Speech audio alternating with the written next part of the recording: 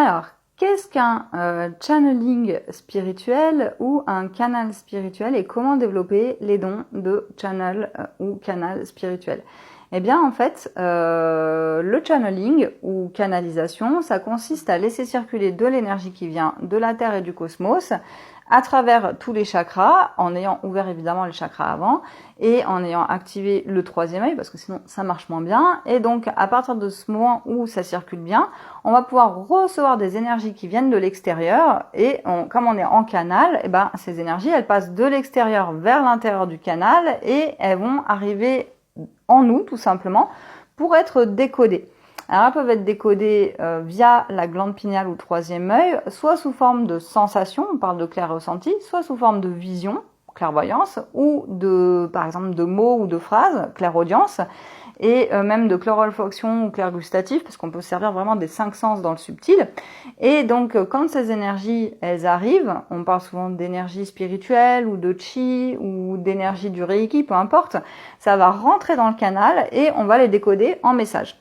Quand ça vient des guides, eh bien, ça s'appelle du channeling des guides, des anges, des archanges. Et l'objectif, c'est de se connecter à des messages de conscience qui sont plus puissantes que nous, qui sont plus avancées et qui vont pouvoir nous aider à mieux comprendre ce que c'est notre mission de vie sur Terre, nous passer des messages pour nous prévenir d'un danger, nous aider à analyser ce que c'est notre mission de vie, à mieux l'incarner, ou tout simplement canaliser aussi des énergies pour donner de l'énergie ensuite aux autres et faire du magnétisme.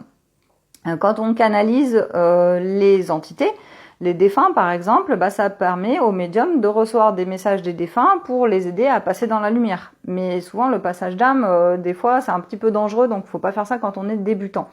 Quand on canalise des messages qui viennent d'animaux, on va pouvoir par exemple se connecter à son animal totem ou discuter avec son animal familier pour lui demander ce qu'il aime bien ou s'il s'est perdu pour le retrouver parce qu'il va nous donner des images de là où il est et à quoi ça ressemble autour. Donc vraiment le channeling ou la canalisation spirituelle, on peut s'en servir pour plein de choses.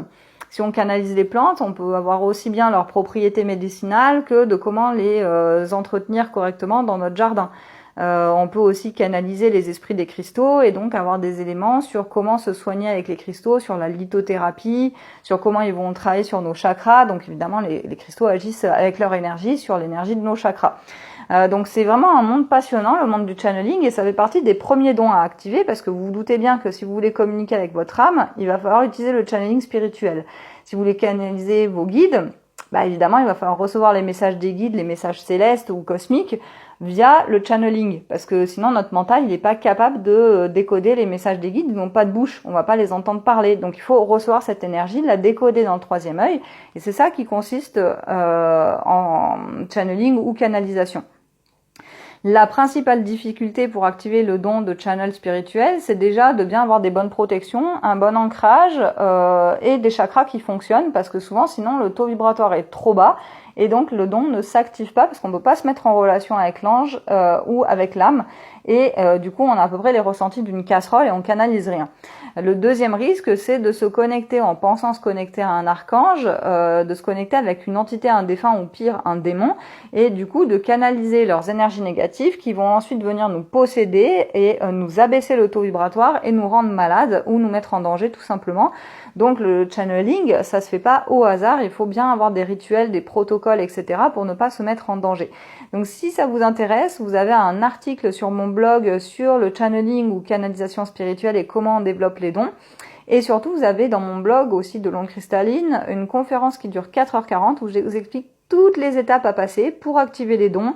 les choses auxquelles il faut penser, faire attention et qui a des dons. Et vous pouvez même avoir un quiz où vous pouvez tester quels sont vos dons activés. Est-ce que vous avez déjà des dons pour le channeling, pour la médiumnité, le chamanisme ou le magnétisme. Donc je vous laisse regarder ça sur le blog de l'onde cristalline, le lien est dans la bio.